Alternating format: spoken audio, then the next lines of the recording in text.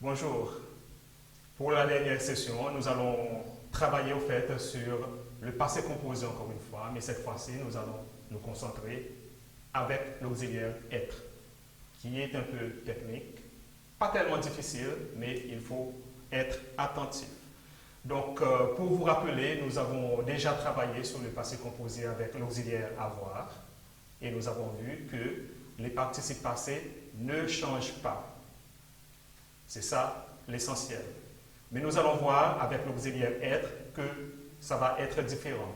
Il y a quelques changements que nous allons faire avec l'auxiliaire être. Comme devoir, je vous ai demandé de faire quelques recherches et apprenez au fait le verbe être. L'avez-vous fait? Bien. Je vais vous aider pour ceux qui n'ont pas eu le temps de le faire. C'est un rappel parce que vous avez déjà travaillé sur le verbe être en primaire et aussi en secondaire. Donc, le verbe être au présent. Suivez.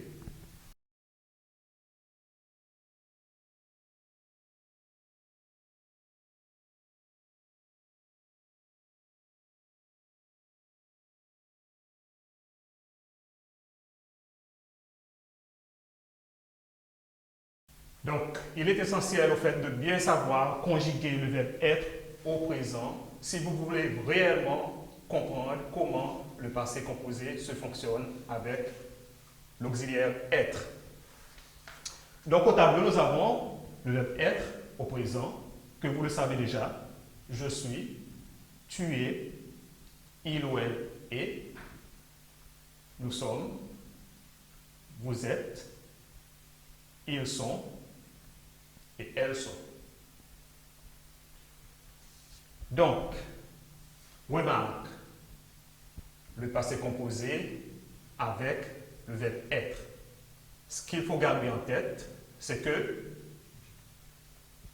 le verbe, surtout l'auxiliaire, s'accorde en genre et en nombre. Est-ce que c'est difficile? Non. En genre, qu'est-ce que c'est que le genre? Facile. Vous avez déjà entendu parler de masculin et également de féminin. C'est ça ce qu'on appelle le genre en français. Bien, je viens de passer au fait sur le verbe être au présent à toutes les personnes, mais il faut faire attention aussi, on a les deux E, le deux et plutôt. Tu es, il, elle est. Quelle est la différence entre ces deux? Donc, à chaque fois que nous avons ES, qui est facile, c'est une règle qu'il faut garder en tête. Deuxième personne du singulier au présent porte toujours un S à la fin. D'accord? Juste pour attirer un petit peu votre attention, si on travaille avec avoir par exemple, on dit tu as. Tu as. Deuxième personne, terminaison S. Si on travaille avec le verbe manger, ça va nous donner tu manges. Il faut faire en sorte à ce que le S soit là. Donc la deuxième personne se termine tout le temps par S. Voilà. On travaillait justement sur le genre, signifie masculin et féminin. Donc, il faut savoir distinguer un nom qui est au masculin et un nom qui est au féminin. Les pronoms. Quels sont les pronoms du masculin? Facilement, vous avez il par exemple. Il ne peut jamais être féminin parce que ça désigne tout ce qui est masculin, les hommes, ainsi de suite. De la même manière, féminin, ça va être les pronoms comme elle ou elle, et ici, ou il. C'est facile avec les pronoms, mais attention avec les noms maintenant. D'accord? Je propose par exemple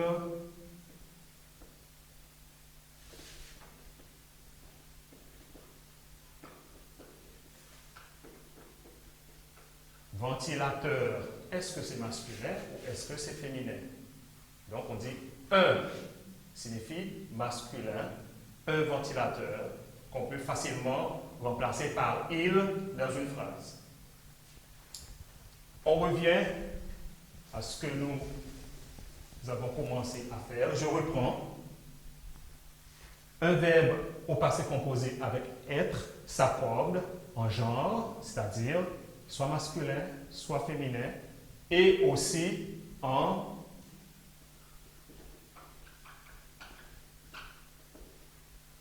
nombre. C'est-à-dire,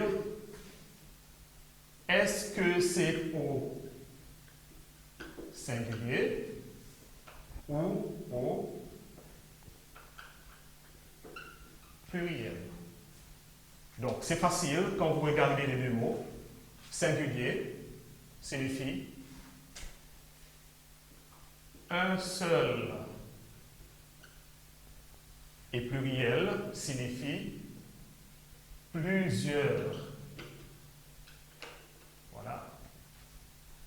Donc, quels sont les pronoms qu'on qualifie comme singuliers? Si on revient au verbe être, les pronoms qui sont au singulier, on peut facilement voir singulier et pluriel. Pluriel. Donc, quand on parle de je, il y a une seule personne. Quand on parle de tu, également, c'est une seule personne. Ici, quand on parle de nous, signifie qu'il y a plusieurs personnes. De la même chose pour vous, il et elle. D'accord?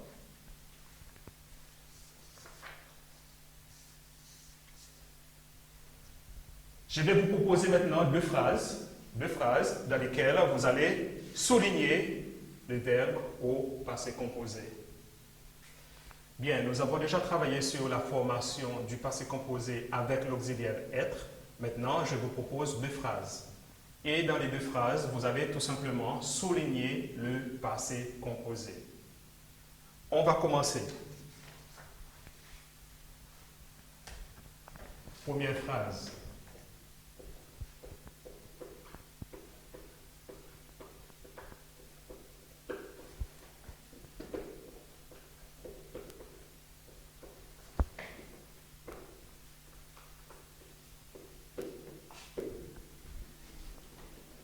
Deuxième phrase.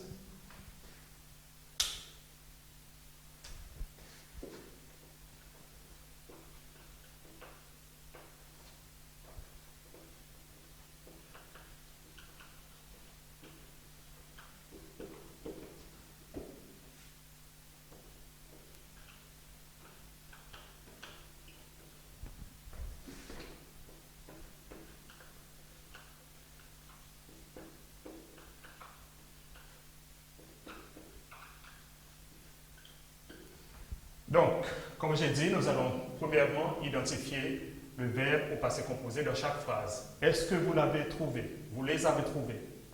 D'accord. On va commencer la première phrase. Est sorti. N'oubliez pas ce que nous venons de dire tout à l'heure. Avec tu, c'est toujours S. Deuxième personne du singulier qui porte un S. Et nous travaillons avec le verbe sortir. Tu es sorti. Donc, selon vous, qui est sorti? Je vous propose deux noms.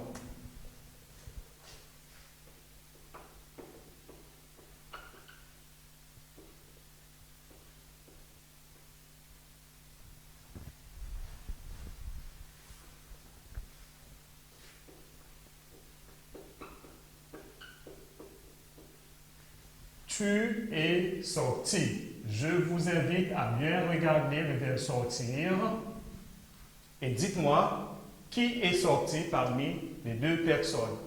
Est-ce que c'est Jean ou est-ce que c'est Nathalie? Et pourquoi? Très bien. Donc, qui est sorti? C'est Nathalie. Et pourquoi? Parce que sorti porte un E. à la fin. D'accord? Qui signifie féminin. N'oubliez pas, nous avons dit que le verbe être s'accorde en genre, c'est-à-dire féminin, et en nombre, une seule personne. Deuxième phrase. Nous sommes sortis ensemble pendant longtemps. Voilà, sommes sortis ensemble. Et encore une fois, le verbe sortir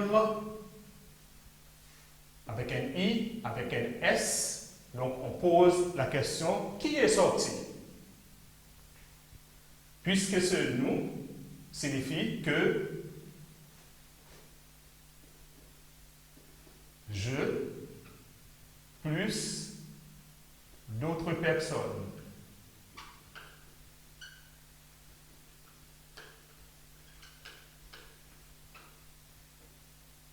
Et puisqu'il n'y a pas de E à la fin, qui signifie que toutes ces personnes ne sont pas uniquement des filles, signifie également qu'il y a un mélange des genres, des garçons et des filles. D'accord? Nous sommes sortis, IS, signifie que les personnes qui sont sorties sont les filles et les garçons ensemble. Je vous propose maintenant un verbe que vous allez conjuguer au passé composé avec l'auxiliaire être.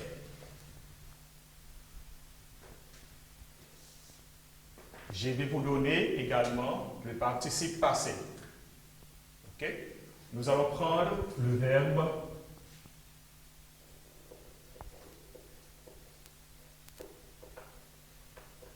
descendre, qui forme son participe passé comme descendu. Nous allons travailler avec ça. Donc n'oubliez pas, avec descendu, il faut varier selon le nombre et les genres. Donc, à toutes les personnes, ça va nous donner. N'oubliez pas que nous travaillons avec l'auxiliaire être. Ça nous donne je suis descendu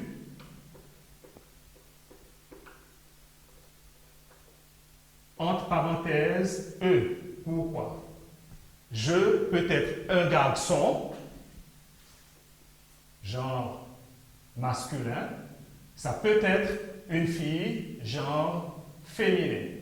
Donc, si vous êtes une fille, vous allez dire « Je suis descendu » avec le E sans les parenthèses.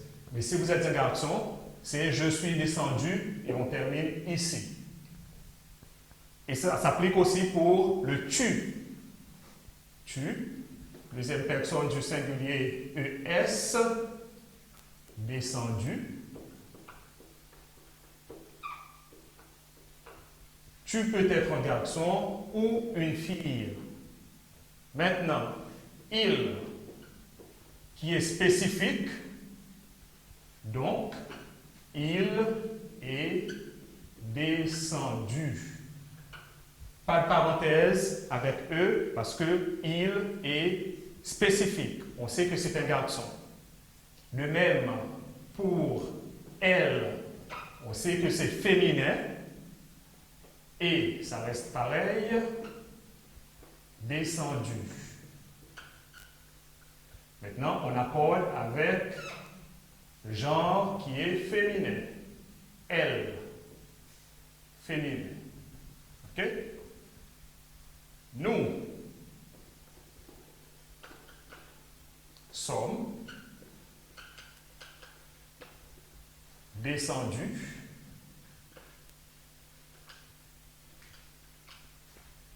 on va mettre parenthèse E parce que nous peut être des filles également, des filles seulement, plusieurs, nous c'est plusieurs, S indique pluriel, E si nous ce sont des filles seulement. Mais nous peut être des garçons mélangés avec des filles qui nous donnent nous sommes descendus S. La même chose s'applique pour vous. Vous êtes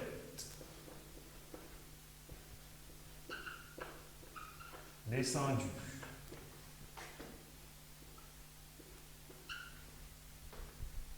Et finalement, facile, ils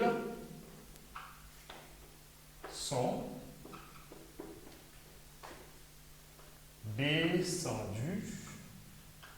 US. Pas de parenthèse parce que ils, c'est masculin pluriel. Elles sont